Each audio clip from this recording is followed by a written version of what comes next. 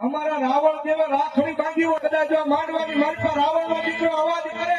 અને ભલા મારા જો મારી બે મુખ હોવાની સાબુના ને ટકોરો કરે અને જો પથ્થર ફાળો ફાડી અને જો નવાબ દેવા ન આવે તો મારી સાબુના ને ભૂવાનો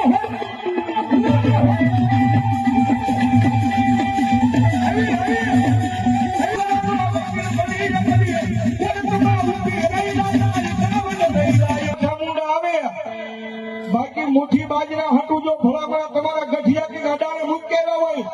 કે હા મૂકી હોય ઈ ભુવાના ખોળીએ માતા નો આવે બાકી રાવણ નો દીકરો અવાજ કરે આયા નહીં પણ હમ વાણીમાં કદાચ